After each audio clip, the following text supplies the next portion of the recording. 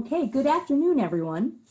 Thanks for joining us today. I hope everyone is staying safe and healthy in your respective hometowns around the state. Our original host of this webinar, Mo Tidball, had an emergency and she won't be able to join us today, so I will be stepping in for her.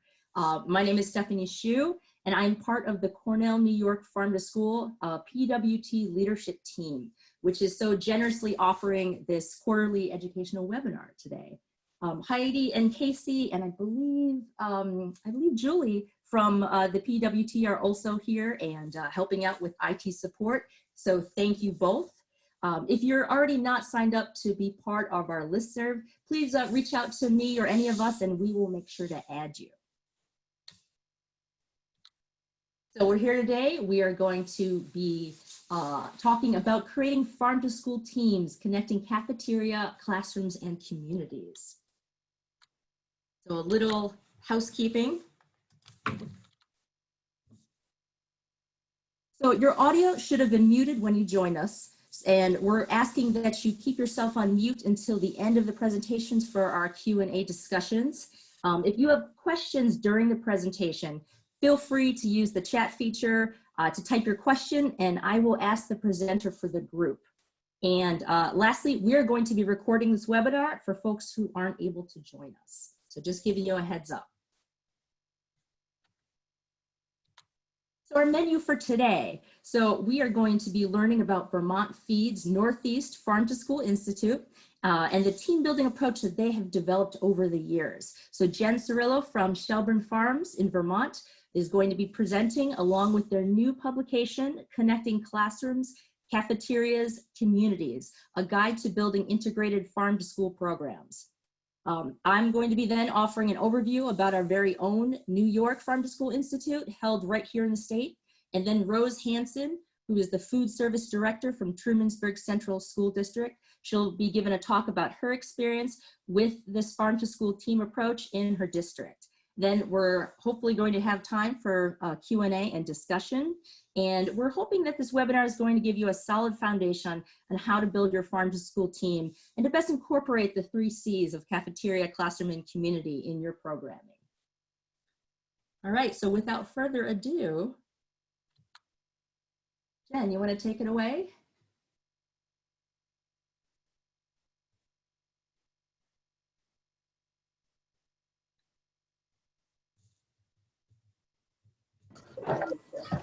Okay. Hi, everybody. I'm sorry I was muted. Now I'm unmuted. Oh, okay. I do think that everybody else might be unmuted too. I'm not sure. So if you are unmuted and moving around, it might affect all of us, just so you know. Hi, everybody. So I know you can't see me. I'm Jen Cirillo, and I've met some of you. I recognize some of your names. And I work at Shelburne Farms as part of the Vermont FEED, which is food education. And Shelburne Farms is partners with the Northeast Organic Farming Association in Vermont to host the Northeast Farm to School Institute. And my role is in professional learning. I mostly work with educators around the country. So I wanted to share with you a little bit about our model and our approach to farm to school, the 3 C's model, a little bit about how we see that integrating more broadly with our community, share with you the guide and our action cycle, and then a little bit of information about some of the promising practices of the Institute, which some of you have experienced either with the New York Farm to School Institute, and some I know have participated in the Northeast Farm to School. So we're really excited to share this with you. On the screen, you can see our 3 C's model. We think about farm to school encompassing these 3 areas: the classroom, the cafeteria, and the community. And our goal is to integrate and embed these in every farm to school program. And we think about how these 3 things are essential for staying power of farm to school in any program, in any school or early childhood setting. You can go to the next slide.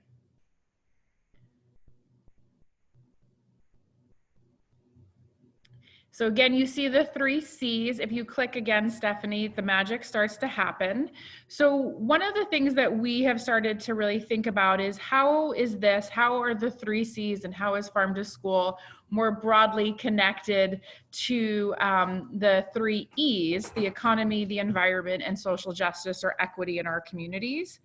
And if you click one more time, we see education as being essential in both of those cases. So in the cafeteria, the classroom, and the community, as well as for the 3 E's, instead of the 3 C's, the economy, the environment, and equity. And there's opportunities for schools to really be connected to the larger conversations in communities with Farm to School, whether it's a viable local agricultural economy, whether it's childhood nutrition and health, or it's improving the quality of life in our communities and our environments by promoting sustainable and local agriculture.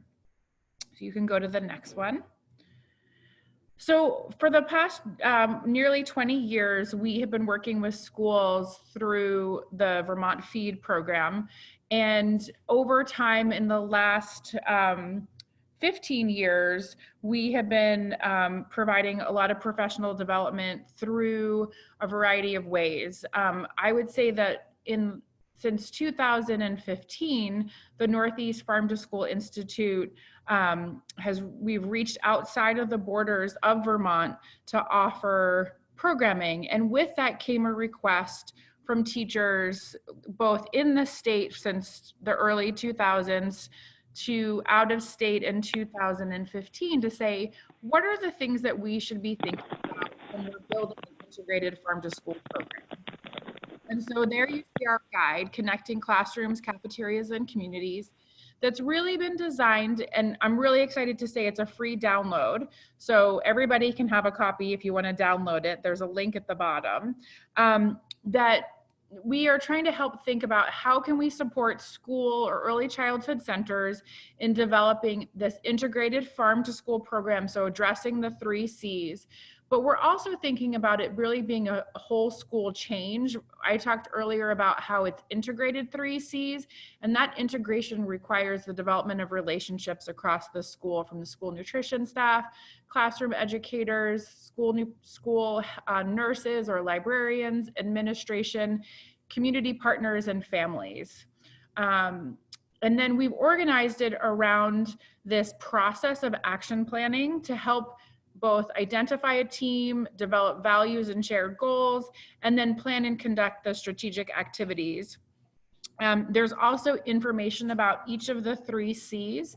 There's a section, as I said, the 3 C's, the classroom, the cafeteria, and the communities, but they're really tailored to the individuals whose role might be most closely related to that C. So for classrooms, it's really for the educator to think about, how do I develop integrated farm to school curriculum?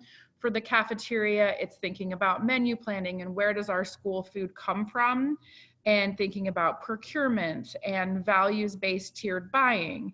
And in the community, it's helping the community think about how to reach in, but also for the school to think about, how do I reach outside of our school walls, beyond school gardens and what's happening in the cafeteria and the classroom, to think about how they might connect with farmers, other providers of food and nutrition services, and really be expansive in their thinking and communicating with that group. Again, it's also designed to support a Farm to School Institute. So every group that we work with can use this guide to support the development of an action plan and of their team. And then it helps support the teams once they go home and are back in their schools. You can go to the next slide. Thanks, Stephanie. So our action cycle for Farm to School starts with build, and that's where we're building a team, we're listening and learning, and we're assessing where we are in our Farm to School work. And the link on the slide, and that I think can be sent out really easily to you, is also on the FEED website, has associated tools that help us do this. In addition to the guide, there are individual discrete tools that are part of the guide, but are also called out in our action cycle, like our rubric, our farm to school rubric, which helps schools assess where are we in our process of deepening a farm to school. The next part of our action cycle is planning. And that's where we really start to think about our shared values for farm to school.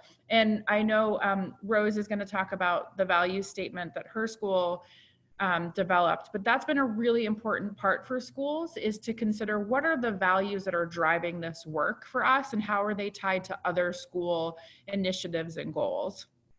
From there, we start to use our assessment, our rubric, and our team, the diversity of our team, to set goals and then prioritize actions for the academic year or over a longer time, of course. We might be thinking some long-term plans. The ACT section of the action cycle is really about spreading the word. Communication is essential both within the school and then outside of the school of the benefits of engaging in farm to school programming, especially the benefits to students.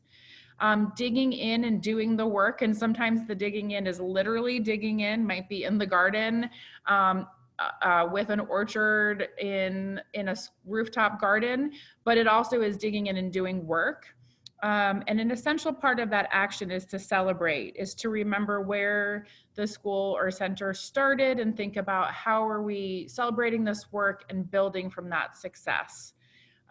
The last phase in the cycle, but continues on, is that reflection and revision of the action plan, of the work that the school has done, the community has come together and done together. And then revising based on, different settings, issues. So a school might revise an action plan to pare back a little bit. They might revise an action plan after reflecting with the community to say, we actually can do more local procurement. We have a way to work with community volunteers to process fresh fruits and vegetables differently. So that is our action cycle. And then I'm going to move us into the next slide, where we talk about the Institute. So the 3 C's and the 3 E's that build together with our guide and the action cycle to make up the Northeast Farm to School Institute. We have worked since 2015 with 74 schools and districts of a variety of sizes, serving over 54,000 students and their families. Before we started the Northeast Institute, we had 4 Vermont only focused institutes. And because most of you on the call are from New York, I wanted to share that we've worked with 11 schools or districts that are from New York, and that's really exciting, and we're going to get to hear from one today. And then the map, you can just kind of see the geographic spread of the institutes. You can go ahead to the next slide.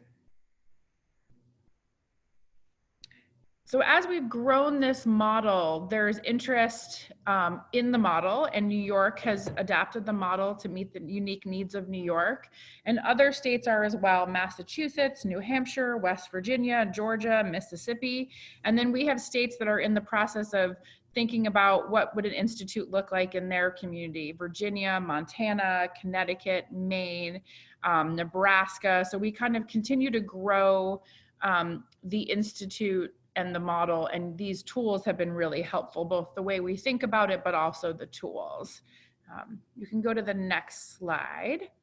So the elements of the Farm to School Institute, we have been, for the last decade, been focused on what makes the Institute work, how does it support schools, and what are the essential components that if someone were to adapt the model, what do we think are really critical, both from what we've heard from teams that have participated, as well as what is the research in adult learning and school change telling us. And the bullets on here are really the things that have been essential. One is the multi-stakeholder team, coaching from regional farm to school organizations. I'll get into each of these in a little bit more detail. The summer retreat, so having time away from the school or the district offices, the typical places that professional learning happens for adults in schools. So the summer retreat, that time away, action planning, and it's a particular kind of action planning that we've outlined in our guide and that the Institute uses. And then reflection and a utilization focused evaluation. So you can go to the next slide, Stephanie, and I'm gonna, could you give me, Stephanie, a time check? How am I doing? You're good. You have probably about 10 minutes. Oh, awesome. Okay. Thank you. I don't want to rush, but I also don't want to eat into yours or Rose's time. So what we've learned from this evaluation, it's going to correspond to the slide previously, and I'll just remind you. If you could go to the next slide, Stephanie. So what we've been focused on is an evaluation that helps us build a better program, and also really helps the teams and the coaches use the data that they're collecting to improve their team, to improve their action planning, and to improve staying power of their program. And of course, we're using it to design the best summer retreat that we can. So we ask teams to come together. If you go back to the action planning cycle, that build. Oh, you don't actually have to go back. Sorry, Stephanie. Go back in your mind to the action planning. We ask people to come to the Institute, and when we work with schools, we're asking them whether or not they're at an institute to bring together a multi-stakeholder team that represents the diversity of people who might engage in farm to school. And so we put some examples: an administrator, an educator, school food service, a farm to school or garden coordinator, but also think outside the box, where we've had librarians and students and farmers and community members participate and be really amazing contributors to the farm to school team. And then the other thing that our evaluation is telling us is not only is that multi-stakeholder team important, but the role diversity actually makes a better action plan. So if a food service director is looking at something with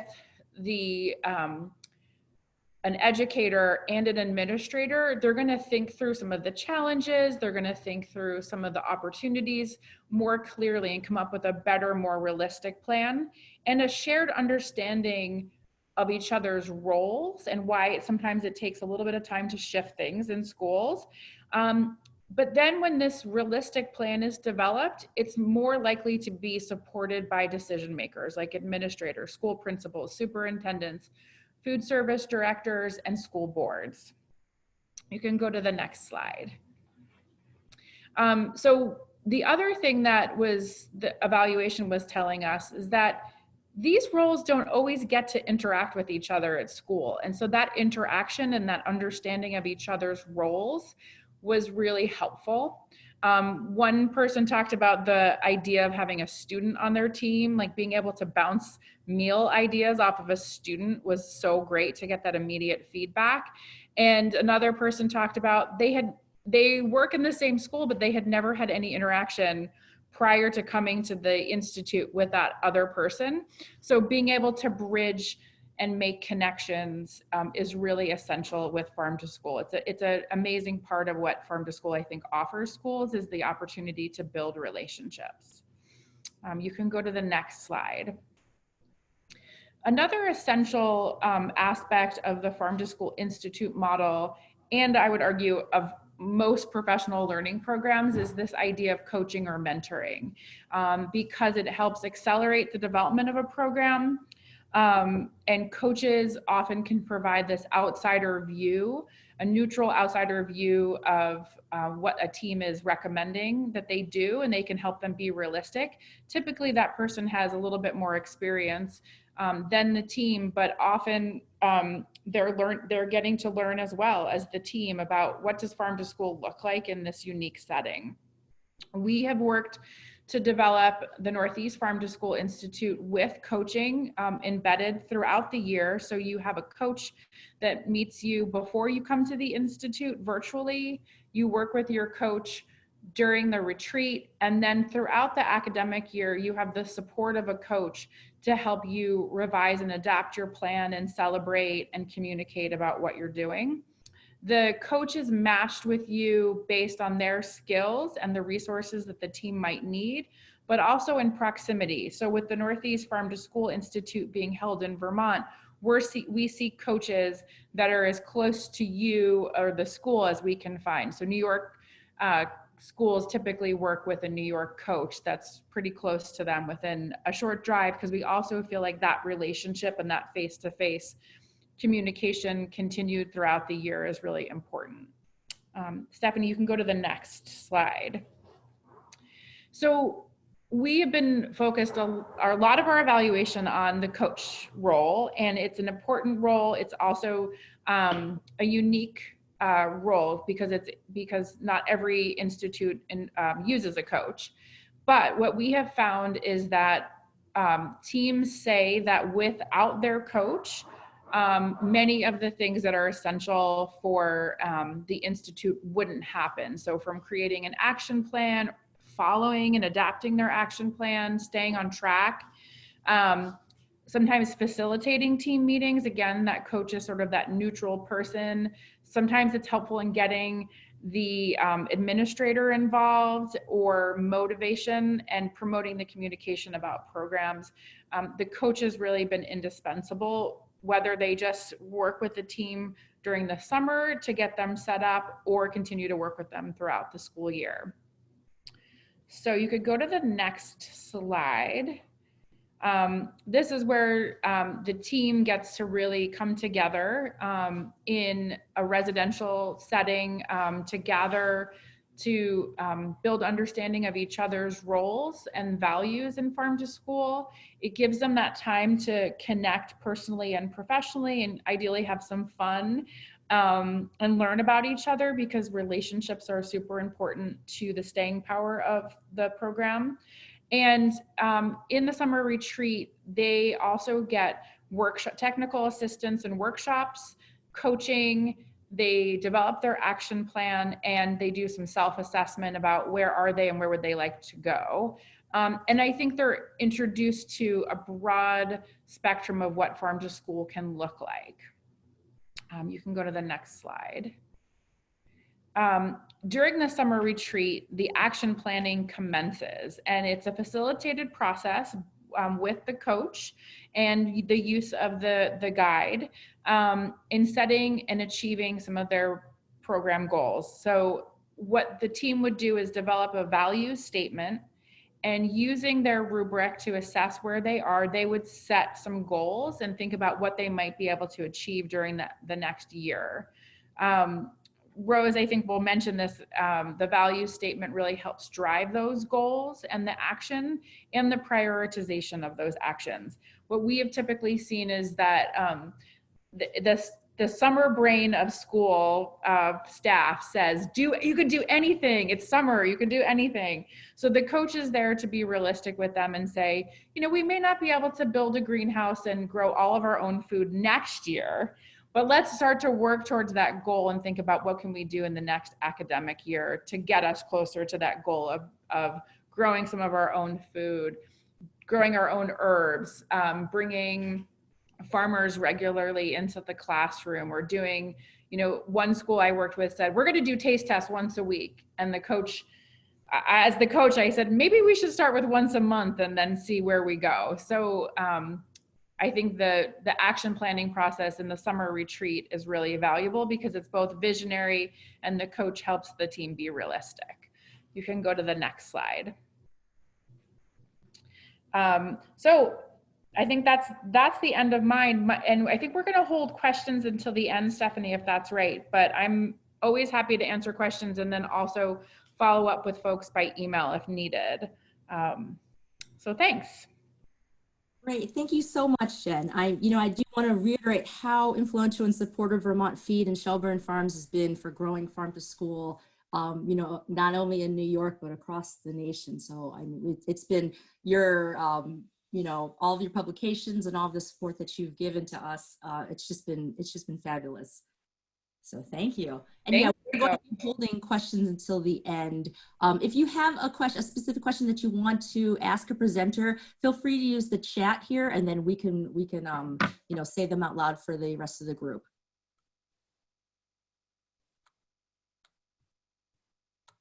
Okay, so a little bit about the New York Farm to School Institute. So I'm going to give you just a quick introduction of our institute, our experience from last year in 2019, and then also what's coming up for 2020. And I know I see on this call, there are a number of folks who have participated, who are part of our 2019 cohort and who've actually been at the summer retreat. I have a picture up there, you know who you are. And so I hope you don't mind me blatantly using your photos, because I think they're fabulous. So we are just going to get started here. So American Farmland Trust, just if in case you don't know who we are, we're an agricultural nonprofit. We have been helping to save the land and sustain us for about 40 years.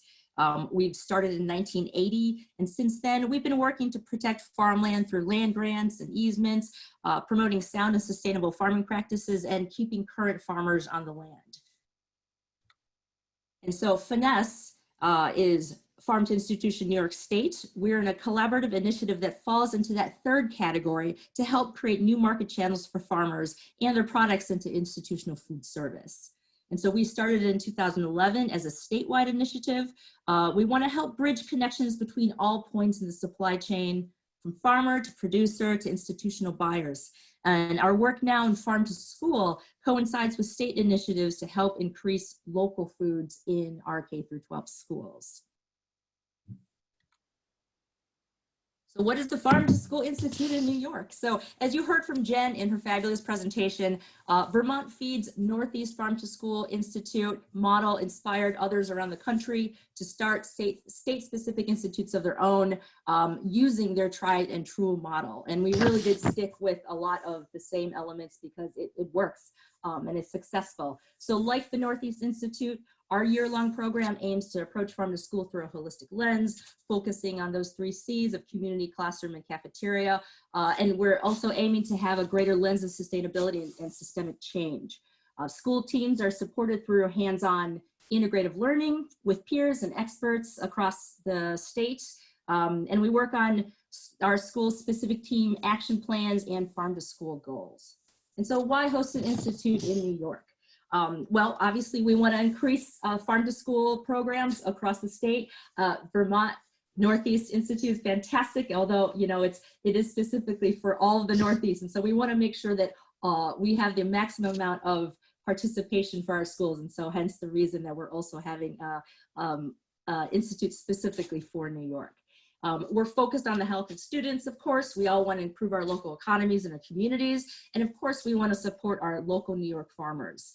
Holding the state-specific institute, it allows for networking, connection with farm to school cohorts who work directly in our New York organizations on both a state and a regional basis. We're particularly attuned to issues and policies affecting New York, right, including the 30% purchasing initiative that we all know about, and our programs designed to reflect the needs of our colleagues in farm to school. And, you know, of course, we recognize that New York State is big.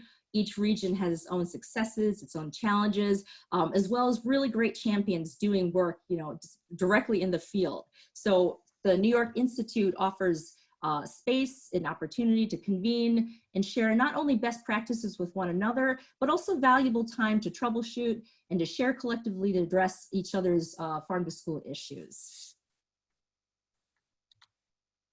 So 2019 was our first inaugural year, and we were honored to work with 6 schools spanning the state. And again, some of them are on this call, so hello. So we worked with Forestville Central School District, Perry, the East End Farm to School Project, which also had 3 districts, New York City Office of Food and Nutrition Services, Windsor High School, and Tri-Valley Central School District. So we kicked off the year, much like the Northeast Institute, with a 3-day summer retreat at the Omega Institute in Rhinebeck, which included educational trainings on the 3 C's, along with guided sessions for teams to develop their missions and visions. We had many meetings on action planning and then identifying goals and then thinking about what those next steps would look like throughout the school year.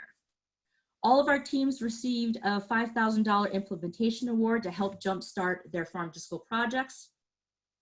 And then we held a mid-year gathering in the Hudson Valley for our 6 teams to share progress updates, continue learning on team requested topics, and then even just connecting with the cohort to address school-specific challenges.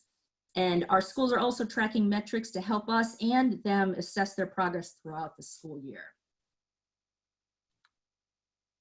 So what is next? The 2020 Farm to School Institute in New York. So we're in our 2nd year. Our summer retreat this year is going to be the first week of June, June 1st to the 4th at the Omega Institute again. This year, we're actually going to be having a concluding spring gathering to celebrate our successes with one another in the Hudson Valley again. Applications are open, and we've actually extended the deadline to March 31st in lieu of midwinter breaks and also this webinar. So we are looking for well-rounded teams with those diverse stakeholders committed to farm to school. If you're interested and this is the first time you've heard about the program, so please reach out to us with questions, or if you'd like to chat about submitting an application, we can talk offline. And so with that, I would love to introduce Rose. Are you on the phone here? Can you hear me? Hello, Rose. Let's see. And Rose is going to talk. So Rose actually attended the Northeast Farm to School Institute, and I will let her take it away and give your presentation. So you can hear me. Yeah. Okay. This is our team. I just wanted to briefly introduce everyone. I'm on the top. I'm the food service director. Gail Brisson is our middle school librarian, and she's also a project-based learning coach, so that's coming really handy with her working with teachers. And Tori Lines, she's my school lunch admin, and she's also been working as the farm to school coordinator. And then we have Teresa is a representative from the foundation, the school foundation. Chloe is with Tompkins County Cooperative Extension. She's the countywide farm to school coordinator. And Jess Barbini is was our coach, our fabulous coach, and she's with the Rural Health Network of South Central New York. So we could go to the next slide. So just a little bit about Trumansburg. We're a very unique town in that we have all this great food stuff going on all around us, CSAs and people making cheese and beer and wine. But we're a very diverse school district, and there's so many people who go to school here who can't have access to, you know, locally grown organic food. It's been of, you know, concern to us that it hasn't been very equitable, the access to all the food in our area. Next slide. So in our self-assessment, sort of where we were before we went to the Institute, there had been some classroom education programs, and there have been like a few failed gardens. And someone in the middle school has a great little farm to school program, but it's just with her class of, you know, 15 kids. So the seeds have been there, and there have been some starts, but it's been really challenging to get something to take hold. Next slide. So we had a wonderful experience at the Institute. Both with sort of learning from presentations and doing some hands-on learning, really being able to sit down and having Jess, you know, work with us and facilitate us and sort of, you know, offer suggestions and things like that. We came up with our core value statement, and that's been really critical in terms of focusing what we're doing and why we're doing things. Something that was really interesting is they had us break up and do presentations to other groups. So we all got to mix with people from the different schools, and it was just very eye-opening. You know, I think Providence was there, and with, you know, they have like 40,000 students or something like that. So everyone has different challenges and challenges in common, and it really gets you thinking about stuff. And of course, the most important thing was developing our action plan. Next slide, Steph. So our value statement: everyone eats, and what we eat matters. So we were very careful to not talk about health and nutrition, because there's been a lot of blowback in our community, and people viewing things as elitist or intrusive. So we just wanted to say that everyone eats, and what we eat matters. And I think we're all concerned to make sure that everybody eats. But we thought we'd sort of keep it simple. At Trumansburg Central School District, we value connecting to our community through the support of the local food system. And then we list our team. I don't know if we can arrow down at all in this. Next page. So here's our action plan for the cafeteria. I was, you know, concerned about not enough kids eating breakfast and wanting to get kids engaged in the cafeteria and connecting with the farms through the cafeteria. And that's sort of most of what we're talking about here. So we have our goals, our action steps, who's taking it, and the timeline with some long-term goals. So one thing we did do this year, we're serving a ton of New York State and local foods. Our menu has been really effective at connecting with the community and the kids. Like, they're definitely looking at it and reading it and seeing what's local, what's in season. We're doing Harvest of the Month, so we promote those vegetables on the menu. So that was sort of a surprising thing, how effective the menu was in connecting with people. We'll skip to the next slide. The classroom. We did a professional development conference day where teachers came and they got to cook with local foods and USDA foods and learn about some curriculum and the ways they could integrate stuff. These were some of the goals. I feel like we're ahead of where we were hoping to be. Gail's done some amazing work this year, and already 2 teachers have gone ahead and done some farm to school related projects, and others are expressing interest. So just that, I think really laying out the goals and the steps and who's taking the lead and a timeline, what we want to do long term, that's been a really great way to keep us moving forward. Next step, next slide. Here we have our community, trying to bring the community in. We've done some outreach at events with the community where either at open houses or different PTO events, we always have a booth there with some kind of food related activity. We're doing as much as we can on social media, and people seem to be seeing that. I had a question about Adopt a Cropped, which is one thing we're still trying to work out. Instead of starting gardens, I think there's a plan for gardens in the future, but we have so many farms around here, we thought it would be great to have kids start seeds and then plant them on the farmer's farm, who can take care of them over the summer and maybe with a webcam.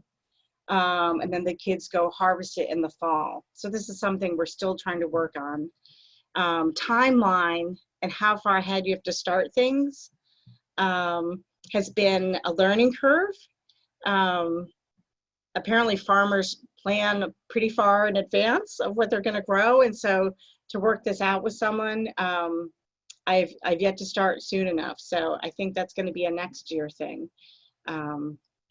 But it just sounds like a fun idea, especially with so many farms so close to school and so much stuff being grown over the summer. We thought that would be an interesting way to do it. All right, I guess next slide.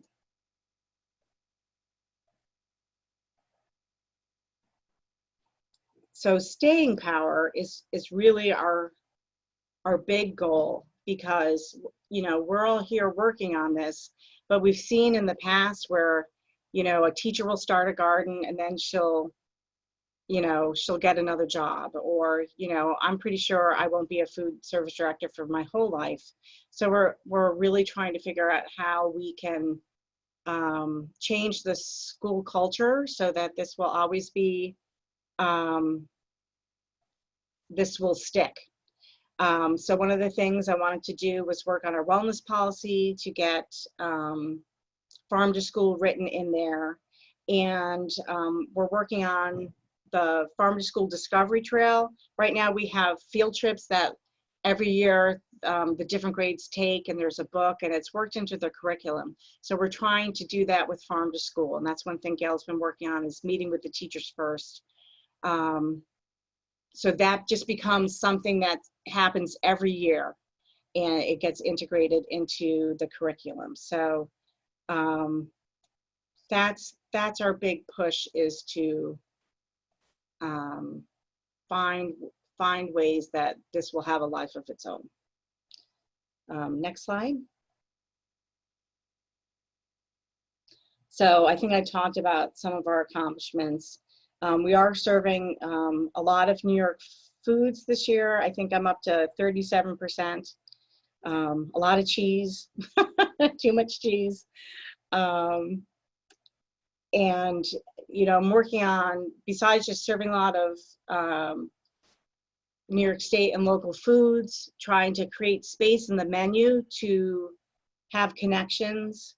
Like, we're working on a maple syrup project right now, and I'm serving maple syrup on Monday. And even though a lot of it will be coming from a local farm, the kids saw the syrup on the playground. Classes were involved in tapping the trees. So that's a project we can build on, and hopefully people can grow herbs that are used in the cafeteria. I'm serving foods from other countries, hoping there could be tie-ins there. So I see my role as more than just serving local food, but creating opportunities to engage with the community and the classroom.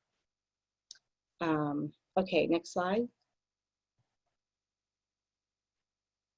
Oh, this is a little fuzzy, but you can see some of the things on the menu.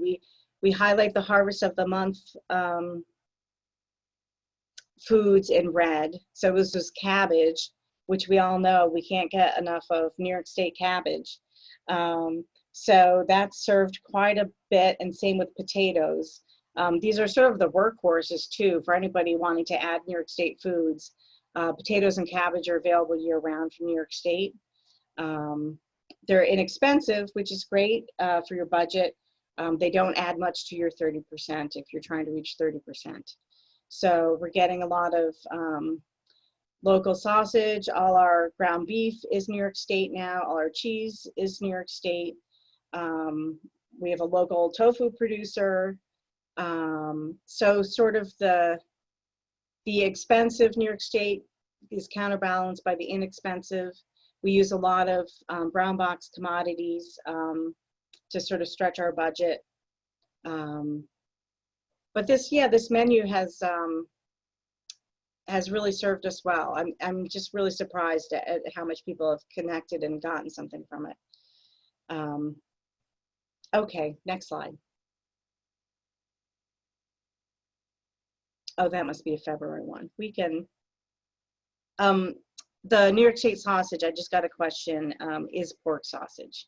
So it's a challenge. A lot of these things are high in saturated fat, so we do have to sort of counterbalance that with some other lighter fare. We'll go to the next slide. I think I talked about that professional development day. We did put together some cooking carts with convection toaster ovens and induction burners so that teachers can cook in the school. So we've had some teachers take those out. That was a great thing to use. Next slide.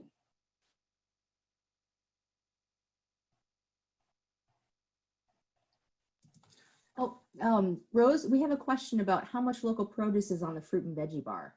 Oh, okay.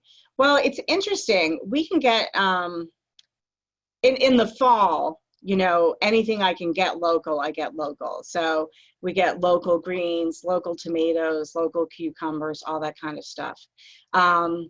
We always have local carrots. We can sometimes get tomatoes from Intergrow. It's amazing how long seasons are here in terms of, like, the greens are back locally. Remembrance Farm, you know, people are growing in tunnels now. So we're not without greens for that long. Mostly kids want romaine, which is almost never local. But we always have local carrots. We've got things like, you know, we had pickled watermelon radishes on the menu. Intergrow sometimes has cherry tomatoes, but they always have slicing tomatoes, and they might have cucumbers. And I have a question on informal bidding. So we're a small school, so there's a lot of stuff that gets bid out through Tompkins, and all of our harvest of the month things we get through them. I do a lot of micro purchasing, which gets frowny faces from the state. But I do try to spread it around through all the farmers. Potatoes I get from various people. I can get those through Headwater. That's who mostly we get through for any of the harvest of the month stuff through Tompkins. So what I'm trying to use is a form I got from Shelburne, where you send out a bid to everybody for everything for produce, and that way people can just bid on the things that they want to bid on. But I never can start early enough because it's always too late for the farmers. So all the New York State beef we were getting from Slate Foods, but that was through a bid. I go through like a BOCES bid and then the Tompkins County bid, and then I do some micro purchasing. I don't know if that is enough. There's, you know, our workhorses like romaine and cucumbers. They're not local for that long, but we do have other local things in there. I hope that answered the question. Next slide. Oh, I think I skipped community, but I will say that we did do a presentation to the school board. The school board's very into what we're doing, which is great. We use social media as much as possible. It's blocked at the school, so I can't do posts from school, but I do try to take as many pictures as I can. That's a big challenge. I think I need to set my phone to remind me to post to Facebook and Instagram and Twitter and all those kinds of things. That's more work than you imagine, but it's an excellent way to keep in touch with the community. All right, next slide. Oh, challenges. I left this blank because I could fill, you know, 5 pages. But, you know, the main challenge is we all have other jobs. And in a perfect world, this would be part of our jobs. But we don't have anyone doing our other jobs. So sometimes, you know, things get in the way. I mean, we were working on the maple syrup project. The person who was going to help was sick. And so we wound up babysitting the maple syrup quite a bit. And, you know, we sort of thought that would be student run. And I think it will become more so, but we'll see. And just everything, you know, doing the tastings. I've, you know, put a lot of food on the menu that's unusual, that really I should have, you know, made before and had them taste it. And it's just a question of time and resources. Sometimes you just do what you can. But I am shocked, you know, putting this together and looking through our action plan, we've actually done a lot of the things that we wanted to do. So that's so exciting. So this has been wonderful. Let me know if anyone has any questions. Okay, great. Thank you so much, Rose. So we have about 10 minutes for questions. And so I think I'm going to unmute everyone. If you want to speak up or if you want to use the chat box, you're welcome to do that as well.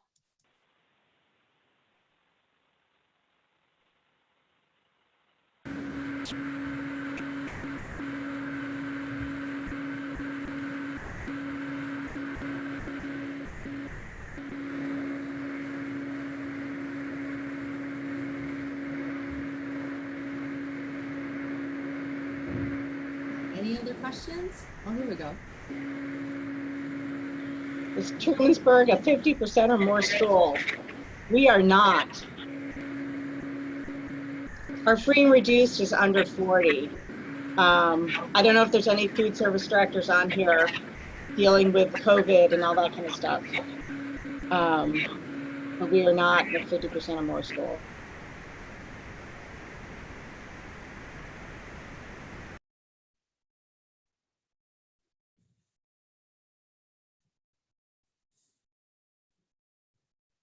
Okay, I did actually put everyone back on mute, and so just there's a little bit of background noise, but if you do have a question, you can actually just unmute yourself, and then we can answer your question.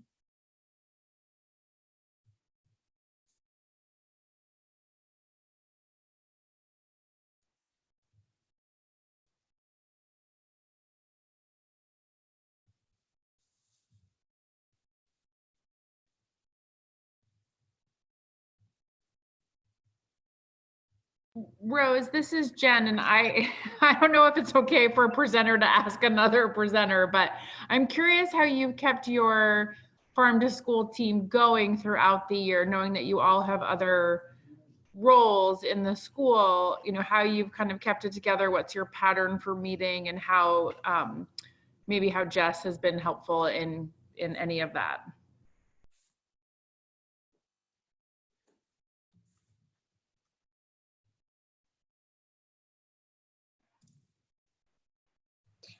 Can you hear me? Okay. Yeah. Well, because farm to school is the thing that we all want to do instead of our real jobs. So we all make time for it. And I mean, it's challenging to get a meeting where everyone can meet. And so sometimes people, you know, will just Zoom in or whatever. And we also sort of meet informally and just run things by each other. We email a lot. So you can't always get a face-to-face meeting. We try as much as possible. We just had one set up for yesterday and it kind of imploded. So then we're just gonna reschedule. So there's not too much magic. Whenever we have a meeting where most people can get together, Jess hasn't come up during the year as much as she did in the summer, but she always is available for us, even if she just calls in. Great, thanks for, I was just curious because we've been looking at a retrospective of schools. A couple of years ago, we did a study and looked at the embedded and prioritization of farm to school, and that if administrators and food service directors can really prioritize farm to school and embed it in people's roles so it's not an additional piece, that really helps with staying power long term. Right, I'm trying to work on that to get myself a title of farm to school director, even if it's like no money or anything like that, but just to have that created and sort of connected with this position. I don't blame any food service director who feels like they have no extra time to take this on because our jobs are kind of crazy. But for me, it's the whole reason for doing this. Thank you. Any other questions?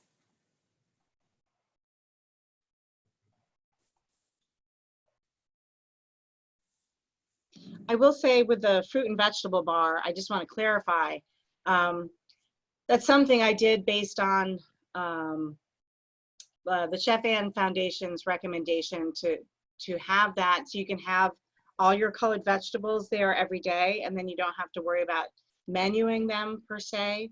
So we have salad bars in all our schools, and we just always make sure we have all the colors of the vegetables there, but we also menu seasonal things also.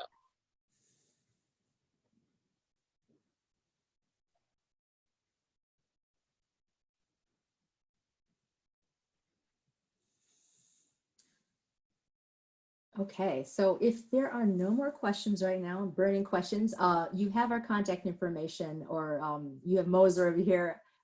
Feel free to follow up, and we can make sure that our guest presenters, the questions get to them. I want to thank everyone for joining us today. A special thanks to our guest speakers, Jen Cirillo and Rose Hanson. I know Heidi earlier, she posted the link for Vermont FEEDs Farm to School Planning Toolkit in the group chat. But we can send it out again for those who missed it earlier. We're also going to be posting this webinar recording online shortly, so stay tuned. And again, if there are no other questions, have a great weekend, everyone, and stay safe and stay healthy. All right, take care. Thank you.